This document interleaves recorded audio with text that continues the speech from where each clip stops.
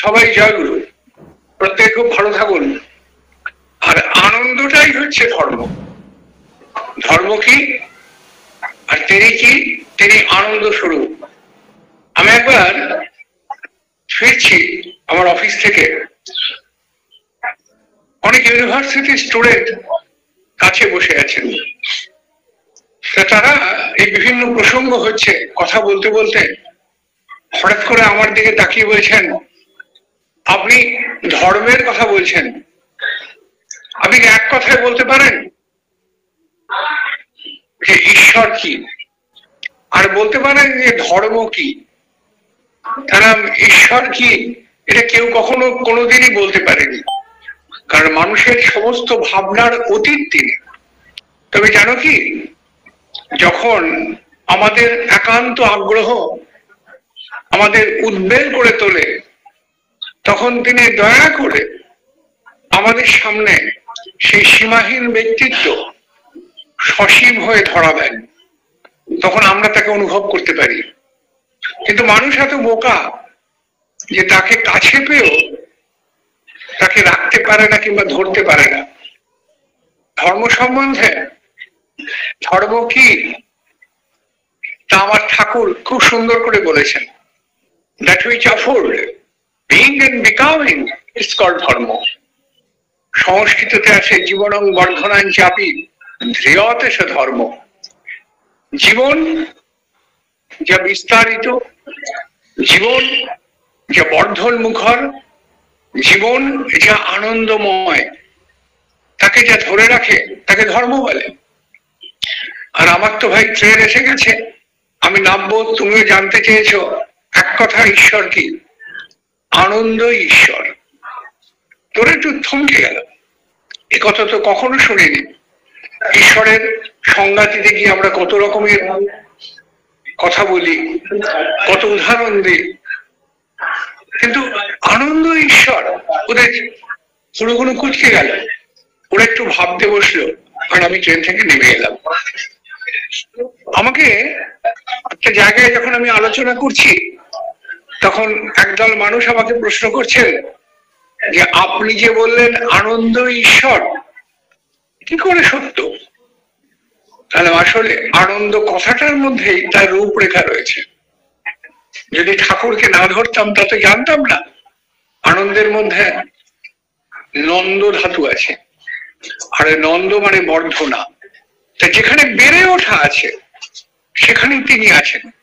তাই প্রত্যেকটা প্রাণ বাঁচতে এবং বাড়তে চায়। তাই বাঁচা বাড়ার মর্ম যা, ঠিকই যেন ধর্মতা তিনি বললেন, বাঁচতে নড়ের যা যা লাগে তাই দিয়ে তো ধর্ম জাগে। এই ধর্মটা তাই নিয়ে সে সোনা, তাই নিয়ে সে লোহা, তাই নিয়ে সে জল। আমরা যদি পড়াশোনা করি তাহলে আমরা জলের ধর্ম কি জানি? সমোচ্চশীলতা জলের ধর্ম, ওপর দিকে নিচের দিকে গড়িয়ে যায় জলের ধর্ম, এরকম অনেক ধর্ম হয়। আমি যদি না মানি তাহলে জলকে আমি জানতে পারবো না। তাই ধর্ম না জানলে আমি জীবনকে জানতে পারবো না। আর এই জীবনকে জানাটাই তো বিজ্ঞান। তার ধর্ম মানি না মানে আমি পাগল।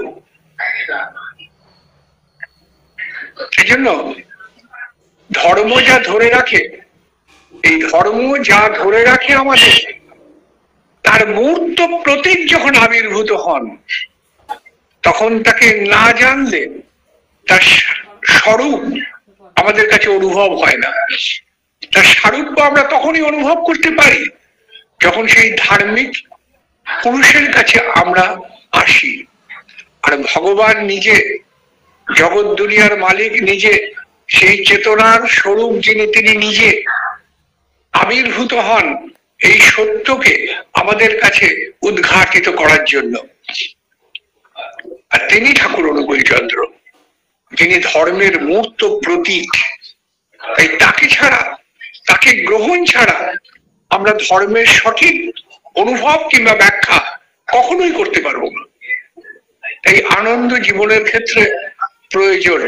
আর এই আনন্দ তখনই আমরা বোধ করতে পারি যখন আমরা আনন্দ স্বরূপ প্রভুকে আমাদের জীবনের ক্ষেত্রে অনুসৃত করতে পারি।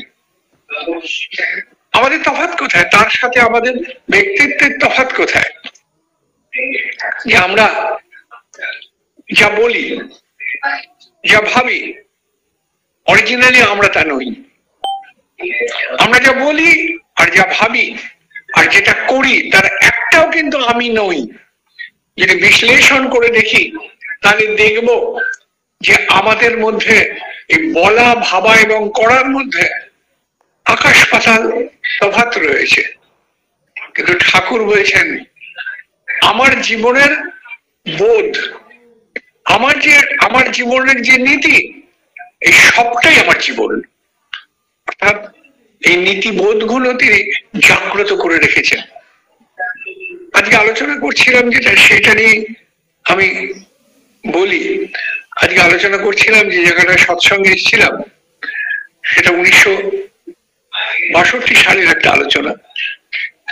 সালটা 1960, তখন পাওয়ার গৃহ তৈরি হয়েছে, যেখানে ঠাকুর বর্তমান যে মূর্তি আছে, যার সামনে আমরা প্রার্থনা করি, সেই পাওয়ার গৃহে ঠাকুর বসে আছেন। অপূর্ব সুন্দর মূর্তি, চোখ ফেরানো যায় না, এত সুন্দর।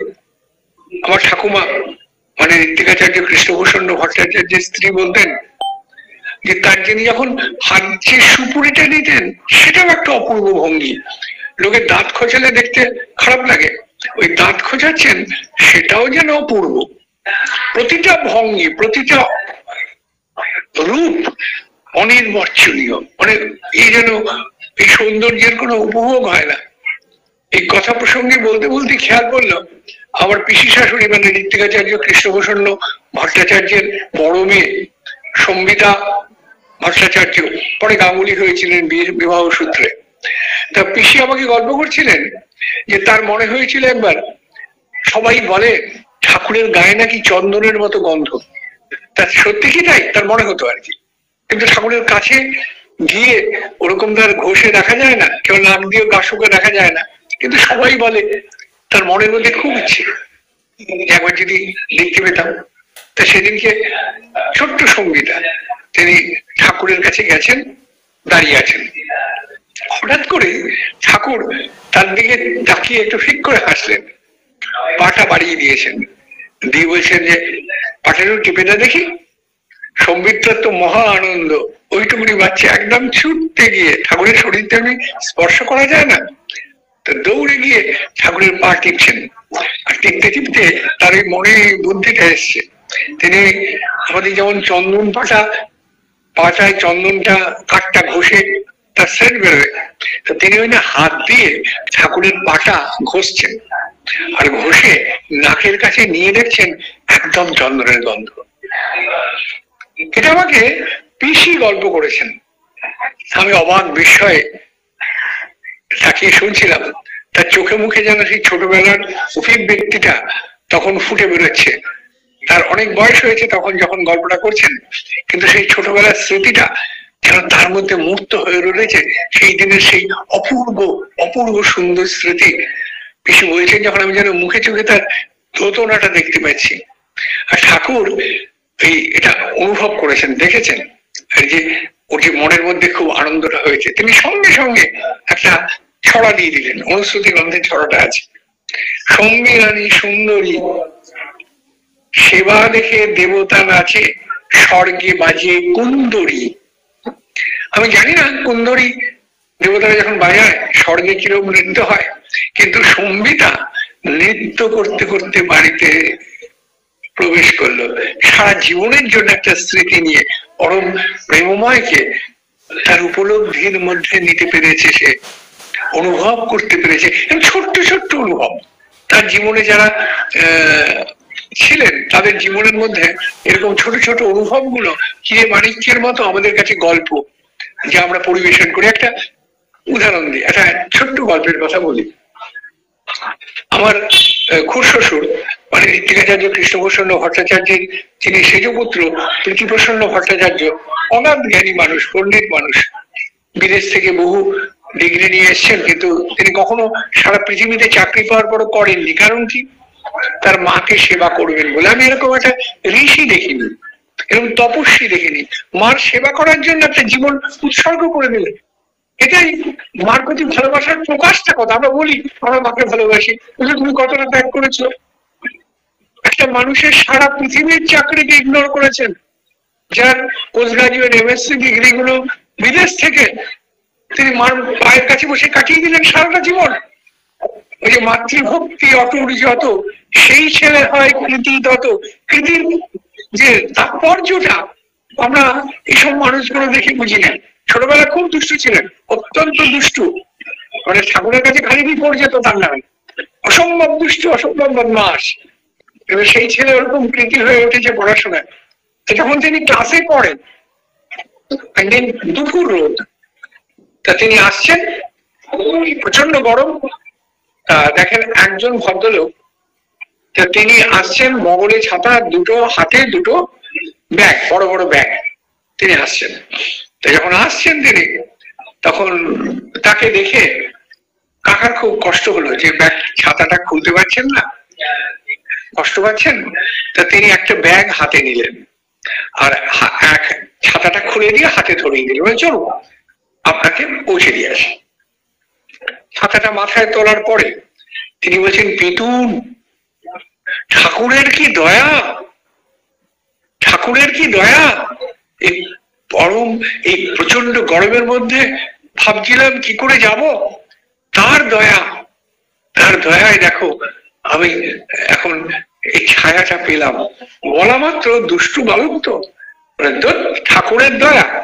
হ্যাঁ, মানে ছাতাটা ফক করে বন্ধ করে ওনার হাতে ব্যাগটা দিয়ে, যে ব্যাগটা ওনার হাতে ছিল, দিয়ে বগল দিয়ে যান আপনি গরমের মধ্যে, ঠাকুরের দয়া দিলাম আমি, ঠাকুরের দয়া বলে চলেছে।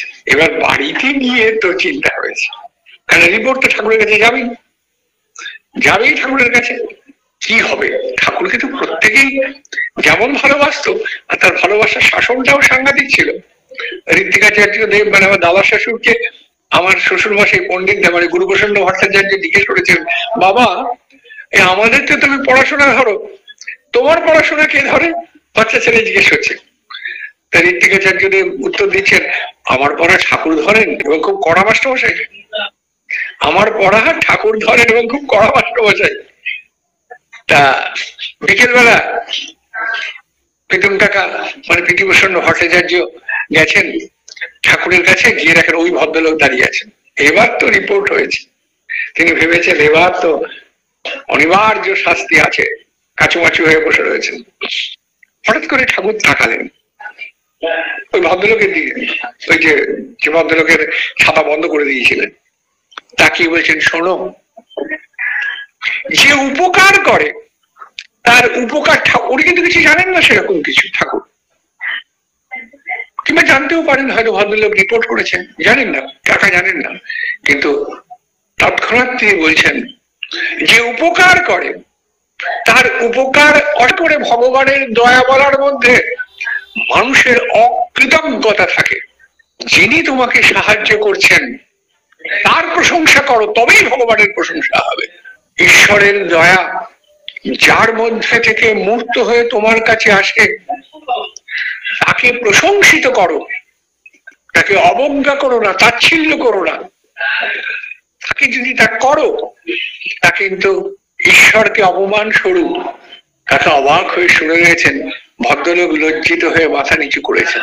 ছোট্ট গল্প, আমাদের কাছে শিক্ষা, যে আমরা যদি কোথাও উপকৃত হই, আমরা যদি কোথাও তার কাছ থেকে কোনো কিছু প্রাপ্তি আনন্দ পাই, আমরা যেন তার জয়গানে মুখরিত হই, তাহলেই কিন্তু সত্যিকারের ঈশ্বরকে সম্বর্ধিত করা হবে। আর আনন্দের উৎসই এটা, আনন্দের উৎসই ওটা নিজেকে বর্ধন মুখে করা। তাই জন্য ঠাকুর বললেন, জীবন কি? এক্সপানশন ইজ লাইফ, বিস্তারী জীবন। আর মৃত্যু কি? Contraction is death. নিজের নীতির মৃত্যু তখনই ঘটে যখন আমরা সংকুচিত হই, প্রশংসা দিতে কৃপণ সাজি। ঠাকুর বলছেন, অন্যের সুখ্যাতি করার অভ্যাসে নিজের স্বভাব অজ্ঞাত সারে ভালো হয়ে পড়ে। আজকে এই অবধি থাক, আবার একদিন পরে আলোচনা করা যাবে। জয় গুরু। জয় গুরু, জয় গুরু। এইটুকুতে তো মন ভরে না, মানে এত সুন্দর ইষ্ট প্রসঙ্গ, মানে যেহেতু আপনি শ্রদ্ধেয় ঋত্বিকাচার্য কৃষ্ণভূষণ ভট্টাচার্যের কে নিয়ে, তার আপনি একজন তার নাচ জামাই, আপনাকে পেয়েছি, এটা আমাদের সকলে যারা আমরা উপস্থিত আছি আমাদের মনে হয় যেন আপনাদের সঙ্গে সঙ্গে থাকা মানেও যেন সেই ঠাকুরের সঙ্গে সঙ্গে থাকা। কেন কি তিনি ঠাকুরের সঙ্গে সঙ্গে ছিলেন, তিনি ঠাকুরের লীলা সহচর একজন। তো তাদের যারা মানে ওই মানে যেমনি করে আমরা আচার্যদেবকে মানি যে তার ঋতধারায়, তেমনি প্রাতঃস্মরণীয় ব্যক্তি আমাদের ঋতিকাচার্য কৃষ্ণকৃষ্ণ ভট্টাচার্য, তার মহাশয়ের তার রিলেটেড যারা, তাদেরও সঙ্গ পাওয়াটাও যেন আমাদের মনে হয় অতটাই আনন্দের। তো আজকে আপনাকে পেয়েছি। আর শুরুতেই আপনি বললেন যে মানে আনন্দটাই ধর্ম। সত্যি মানে ধর্মটা যদি আমরা আনন্দে নাই থাকতে পারলাম, তাহলে তো আমরা ধরে থাকলো কি ধর্ম মানে ধৃধাতু থেকে যদি হয়, যদি ধরে রাখা হয়, তাহলে আনন্দ দিয়েই তো সবকিছু ধরে রাখা হয়। যদি মনে আনন্দই না থাকে তাহলে কোনো কিছুই ধরা হয় না। নিরানন্দে মন কোনো কিছু ধরে রাখতে পারে না, বাঁচা বেড়ার থেকে আমরা পতিত হয়ে যাই। সত্যি। আর আপনি আর একটা কথাও বললেন যে কি যেন মানুষের ওই যেটা প্রশ্ন করেছিল যে ঈশ্বর কি, তো ঈশ্বর কির উত্তরেও আপনি সেই কথারই বলেছেন যে আনন্দই ঈশ্বর। আজকে আমাদের পরম ভাবে পাওয়া হলো এটা। যদিও আমরা ওইভাবে আমাদের ফিলিংসে বুঝতে পারি, কিন্তু এই যে কথা দিয়ে আপনি বললেন এত সুন্দর করে আনন্দ ঈশ্বর। আর এই যে শ্রী শ্রী ঠাকুরের ঘটনাগুলো আপনার মাধ্যমে আপনি তাদের শ্রীমুখ থেকে শুনেছেন, তাকে তার তার দর্শনও পেয়েছেন, হয়তো আমি জানি না সেটা, কিন্তু মানে আপনি যে ওই পারিবারিক সূত্রে আপনি তাদের এত ঘনিষ্ঠতা, তাদের মুখ থেকে শ্রীমুখ থেকে আপনি শুনে এই যে বলাটা, এই বলাটার মধ্যে যে এতটা প্রাণ মিশে রয়েছে, আর সেই প্রাণে আমরাও মানে প্রাণিত হয়ে যাই, প্রাণিত হয়ে পড়লাম। এত ভালো লাগলো। ছোট্ট হলেও প্রত্যেকটা কথাই আমাদের মনে এতভাবে অন্তরে বসে গেল যে